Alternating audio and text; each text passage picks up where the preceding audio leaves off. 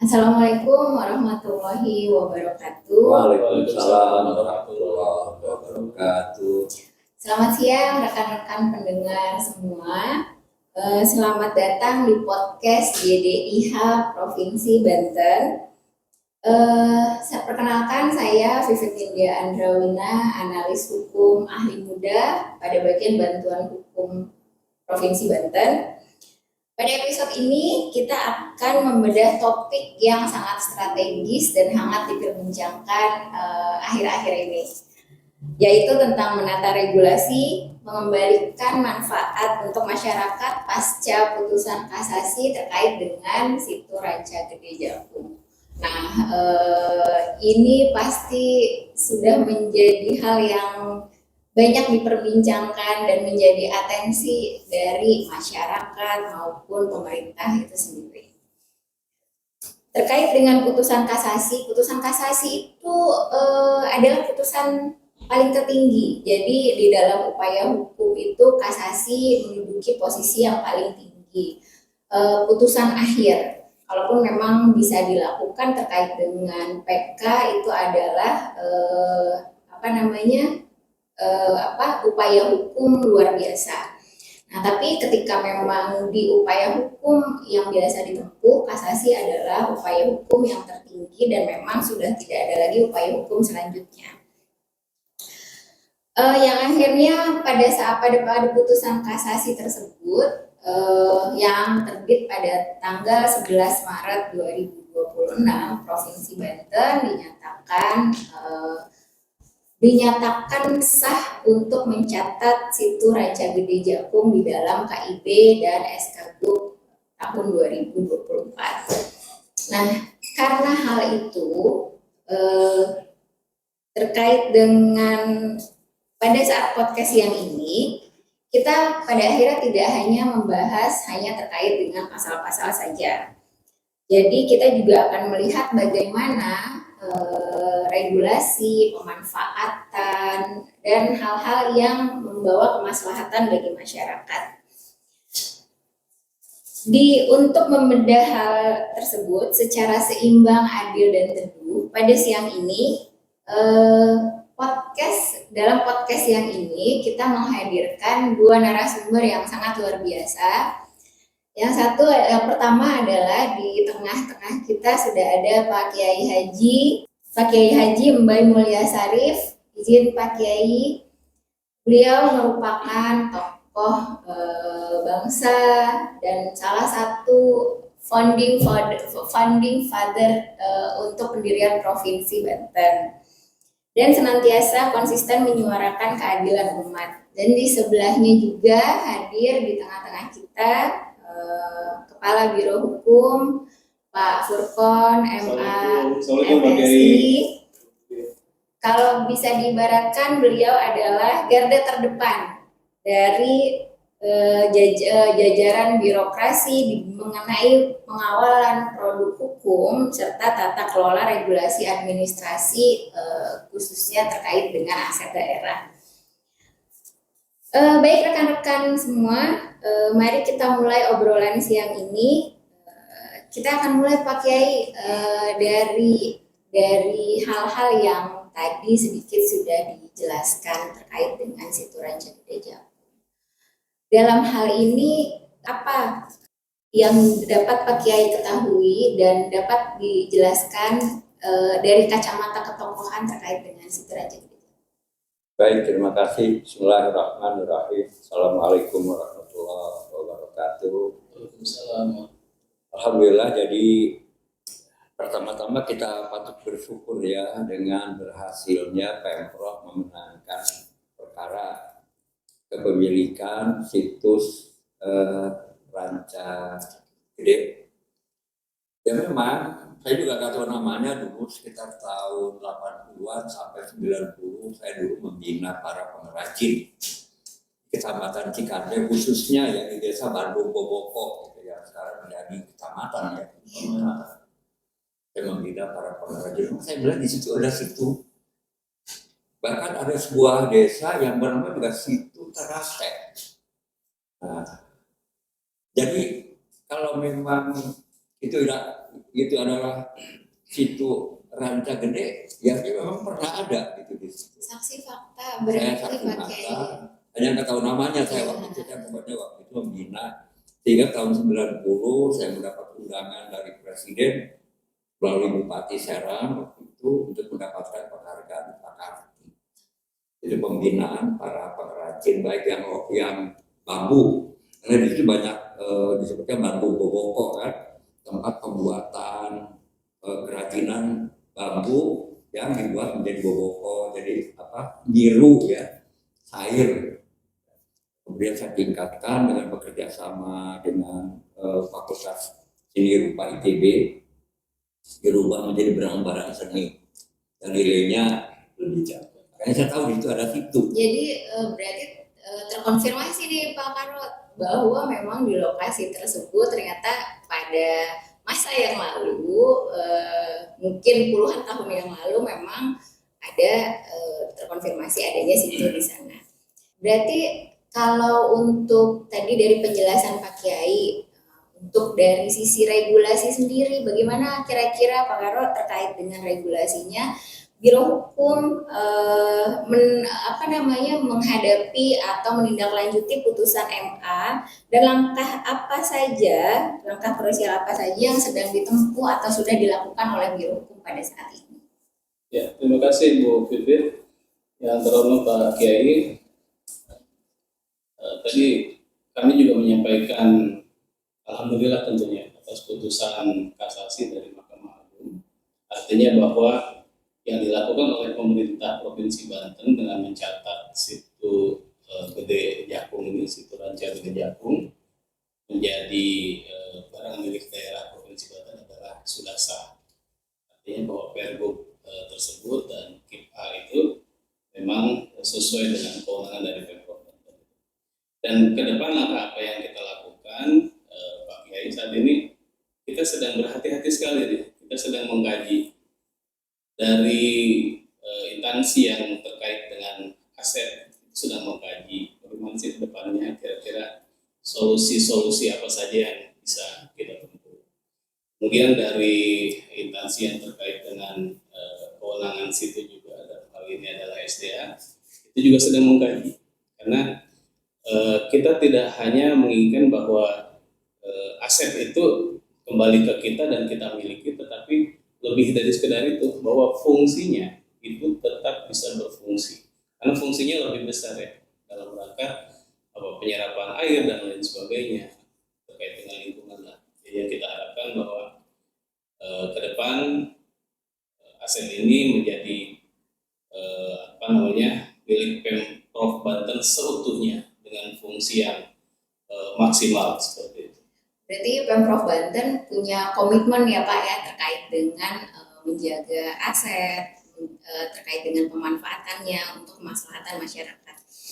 Baik Pak Kiai, dari penjelasannya pakar hukum tadi, kalau dari kacamata ketokohan dan sebagai sejarah yang pelaku sejarah pada saat itu, masyarakat sering melihat hukum itu sebagai hal yang kaku, sesuatu yang menegangkan. Bagaimana Pak Kiai menilai putusan kasasi ini dalam koridor kacamata ketokohan?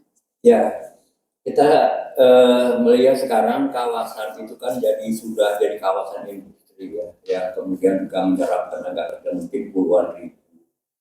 Oleh karena itu Pemprov harus lebih bijak ya. Jangan sampai misalnya juga berakibat investor takut masuk Banten. Artinya mungkin dengan berbagai pendekatan, malah kalau mengikuti ajaran Islam memerintahkan dalam menyelesaikan masalah itu dengan musyawarah. Dan musyawarah, kemudian yang jelas kan memang bagaimana aset itu bisa juga meningkatkan PAD. Misalnya dengan cara ada semacam kontrak atau apa, dan sekarang pemilik sahnya adalah Pemprov Banten kan. Sekarang di sana sudah ada investor yang sudah berjalan, mungkin apakah mungkin ada semacam kontrak ya dari pemilik dengan pengusaha investor di sana yang bisa meningkatkan PAD provinsi yang memang kita masih sangat butuhkan. Baik, berarti memang hal-hal seperti itu yang perlu sangat untuk kita dalami lagi mungkin Pak Karo ya, terkait dengan kajiannya pada saat memang fungsi investasinya tidak boleh hilang, tapi ekologisnya pun tetap harus terjaga. Jadi di sana untuk memang kepentingan lingkungannya masih tetap berkelanjutan, tapi dari sisi investasi pun tetap berjalan seperti itu. Lalu Pak Kiai, bagaimana Pak Kiai memandang pentingnya memang mengembalikan kan aset situ Rancagede yang kita bilang bahwa itu dulu adalah situ atau rawa. Sekarang kondisi existingnya adalah memang sudah tidak berbentuk seperti itu. Bagaimana Pak Kiai memandang penting atau perlunya pengembalian fungsi dari situ tersebut untuk kepentingan masyarakat sekitar? Kan kalau kita sekarang mau mengembalikan di situ kan sesuatu yang mustahil ya. Bagaimana mungkin kita memindahkan kawasan industri ke tempat lain dengan harga tanah yang sekarang juga kan luar biasa. Sudah tidak mungkin lagi. Jalan yang mungkin adalah misalnya memberikan semacam rislah ya namanya. Rislah mengganti kawasan itu kemudian dialihkan ke daerah lain, berupa misalnya dia menjaga lingkungan yang agar jangan sampai lingkungan rusak misalnya. Jadi ada hutan yang kemudian kawasan yang oleh mereka bebaskan kemudian diserahkan untuk mengganti, katakan begitu, mengganti supaya tidak kita nggak mungkin lah kita akan membongkar pabrik yang ada di situ, mustahil. Berarti memang sepakat terkait dengan kita sama-sama berkomitmen untuk bahwa kita mengawal terkait dengan kajian-kajian yang bentuknya tetap bisa bermanfaat, tapi secara ekologis pun memang tetap terjaga seperti itu. Baik Pak Karo, Pak, terhadap pernyataan dari Pak Kiai tadi, bagaimana Pak Karo memandang amanah beliau terkait dengan menjaga lingkungan, memanfaatkan aset kembali untuk kemaslahatan masyarakat sekitar dan dengan tidak meninggalkan atau tidak melupakan bahwa di sana ada fungsi ekonomi, ada fungsi investasi, dan ada mata pencaharian yang memang sudah dilakukan oleh masyarakat sekitar di sana. Terima kasih. Sepakat sekali ya tadi dengan saran dari Pak Kiai, dan itu salah satu yang sedang kita dalami, bagaimana kita kaji dimungkinkan atau tidak di Rislah. Apakah harus tetap di situ tersebut dengan segala mungkin plus minusnya, terus kemudian apakah bisa dipindahkan dan sebagainya, itu masih dalam kajian kami Pemprov Banten, dan kami akan beriringan bagaimanapun ini merupakan penegakan hukum ya, putusan kasasi, tapi juga pertimbangan-pertimbangan lain kaitan investasi, kaitan sudah banyak masyarakat yang juga bekerja di situ dan lain sebagainya, itu turut kami pertimbangkan. Pada intinya kita ingin solusi yang betul-betul win-win solution, Pak. Artinya kita menginginkan situ itu tetap jadi milik Provinsi Banten, fungsinya tetap berfungsi, ada penambahan PAD nanti, masyarakat sekitar juga bisa dampak positifnya bisa merasakan. Pak Karo, kita juga membutuhkan informasi nih, dan mungkin juga teman-teman teman-teman pendengar juga butuh konfirmasi terkait dengan apa yang sudah Biro Hukum lakukan, apakah dengan menggandeng JPN terkait dengan regulasinya nanti, atau memang apa pihak-pihak mana yang sudah kita rangkul atau kita ajak untuk bekerja sama untuk mengawal terkait dengan aset situ Rancagede. Ya. Dalam waktu dekat ini yang sudah kita lakukan adalah Gubernur Banten sudah melayangkan surat kepada Kejaksaan Tinggi Banten, intinya minta pendampingan pakai minta langkah apa sih ke depan yang harus dilakukan oleh Provinsi Banten secara hukum seperti itu, karena bagaimanapun kita ketahui situ rancanya pemerintah ini walaupun sudah kasasi, de facto-nya itu belum ada di Perhutani Provinsi Banten, belum bisa bermanfaat untuk Provinsi Banten. Kemudian ke depan kita juga ingin bersurat ke BPN pakai seluruh situ yang menjadi kewenangan Provinsi Banten akan kita informasikan ke kanwil BPN supaya ketika ada proses-proses baik itu pemindahan hak dan lain sebagainya itu bisa lebih hati-hati. Bahkan kalau bisa itu status quo dulu lah gitu, jangan sampai ada proses-proses yang pada akhirnya muncul sertifikat dan lain sebagainya. Itu mungkin kedepannya supaya lebih tertata lagi untuk administrasi barang milik daerah khususnya kaitan dengan itu. Menarik sekali tanggapannya Pak Karom. Dan memang pada saat ini ketika kita hanya berjalan sendiri Pak Kiai, kita tidak akan bisa untuk memproses atau menjaga hal yang demikian, karena memang dari beberapa permasalahan ternyata tumpang tindih lokasi atau memang perizinannya. Di sana kita harus menggandeng stakeholder terkait untuk ikut sama-sama. Jadi ini tuh bukan hanya karena penerbitan sertifikatnya yang memang diberitakan di masyarakat salah atau seperti apa, tapi kan karena mungkin dari BPN pun belum tersampaikan dan belum terinfokan. Oleh karena itu seperti yang disampaikan oleh pakar hukum tadi, bahwa memang untuk kedepannya kita akan sama-sama menggandeng jaksa pengacara negara dan juga BPN agar permasalahan terkait dengan aset daerah ini dapat dikawal dengan baik seperti itu. Izin Pak Kiai, kalau dari sisi Pak Kiai sendiri, sesuai dengan yang disampaikan oleh Pak Karom, agar ada harmoni antara pertumbuhan ekonomi dan penegakan hukum atas aset daerah bisa berjalan beriringan dan tanpa adanya satu lebih punya kecenderungan dibandingkan yang lain. Kira-kira seperti apa Pak Kiai? Agar suasana ini menjadi damai, menjadi teduh, dan penyelesaian permasalahan ini pun menjadi kemaslahatan dari semua pihak. Betul, jangan sampai masalah ini membuat kita jadi gaduh, jadi rame yang akan juga yang merugikan kita juga akhirnya. Contohnya misalnya para investor jadi nggak mau masuk ke Banten, gitu kan. Dan di daerah lain malah sekarang Jawa Tengah harga upah lebih murah di sana, banyak kan melewat ke sana. Itu juga harus kita tetap jaga, karena bagaimanapun investasi itu kita butuh untuk penyerapan tenaga kerja. Angkatan kerja kita tiap tahun mungkin terserapnya sedikit. Apalagi sampai hari ini mudah-mudahan Pak Gubernur sudah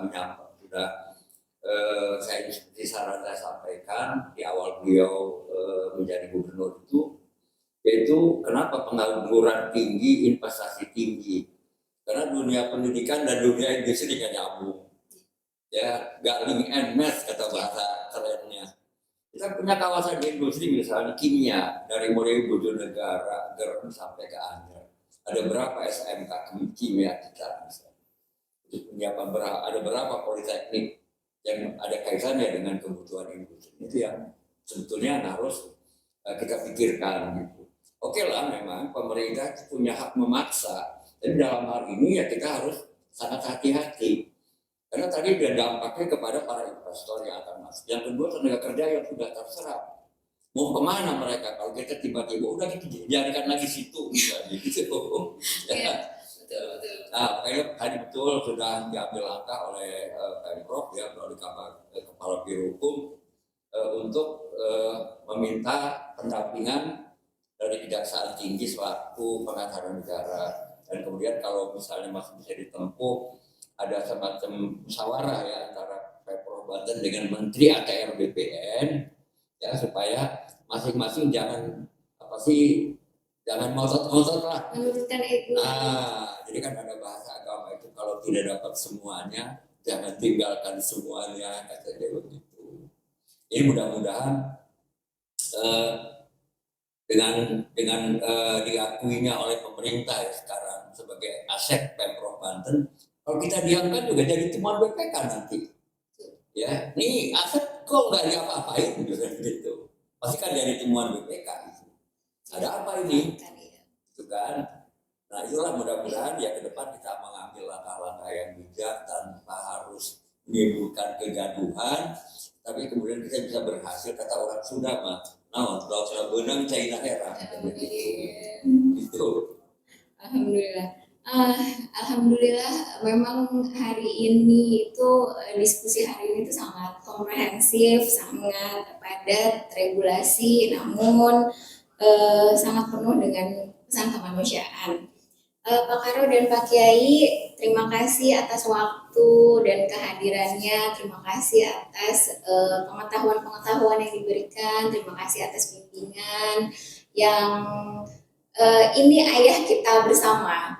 Jadi memang beliau adalah yang dituakan terkait dengan pemerhati apapun yang terjadi di Pemprov Banten ini. Oleh karena itu memang kami khusus mengundang Pak Kiai ya, Pak Karo terkait dengan ini agar memang masyarakat juga mudah-mudahan akhirnya ada sikap yang lebih adem, ada sikap yang lebih teduh. Kita juga dapat menyelesaikan persoalan ini dengan damai. Terakhir izin Pak Kiai dan Pak Karo, kita minta pesan-pesan apa kira-kira dari permasalahan ini yang dapat menjadikan pembelajaran bagi kami generasi-generasi muda sebenarnya untuk dapat melihat dengan masa depan yang lebih baik. Izin Pak Kiai. Baik, saya berharap kepada seluruh warga masyarakat Banten dalam menghadapi masalah yang sekarang ini kita serahkan kepada mekanisme yang memang sesuai aturan yang berlaku, baik pelayanan publik, kemudian juga penyiapan tenaga kerja dan lain sebagainya. Jadi jangan sampai masyarakat mencari-cari kemudian berprasangka yang aneh-aneh. Kita serahkan kepada Pemprov yang sekarang sedang melakukan kajian-kajian, bahkan didampingi oleh kejaksaan sebagai pengacara negara. Kita pasrahkan semuanya dan insya Allah mudah-mudahan dengan aset ini nanti akan menambah maslahat buat umat dan juga buat masyarakat Banten dan juga bisa meningkatkan PAD kita. Demikian. Terima kasih banyak. Ya dari Pak Karo closing statement. Pak Karo izin. Ya. Closing statement pada siang hari ini bahwa bagaimanapun aset Provinsi Banten itu harus sebesar-besarnya digunakan untuk kemakmuran masyarakat. Mohon doanya Pak Kiai, masyarakat Banten semuanya, mudah-mudahan pemerintah Provinsi Banten, Pak Gubernur Banten, Pak Wakil Gubernur Banten dimudahkan seluruh amanah yang diberikan kepada beliau, khususnya terkait dengan situ Raja Jakung ini dan situ-situ yang lain, mudah-mudahan bisa teroptimalkan untuk peningkatan kesejahteraan masyarakat. Terima kasih banyak Pak Kiai atas kesediaan kehadirannya. Terima kasih banyak Pak Karukum atas kesediaannya untuk hadir dalam podcast kita hari ini. Terima kasih teman-teman, rekan-rekan sekalian. Obrolan hari ini sangat luar biasa membuktikan bahwa hukum dan kemanusiaan bisa berjalan beriringan dengan sejuk di tanah Banten, tanah Jawara. Sedikit pantun yang bisa disampaikan. Kokoh berdiri Menara Banten, tempat ziarah para ulama. Mari bersama kita bertekad konsisten, jaga aset daerah demi kemaslahatan bersama. Saya Pipit Nindya Andrauna dan rekan-rekan undur diri. Wassalamualaikum warahmatullahi wabarakatuh. Waalaikumsalam warahmatullahi wabarakatuh.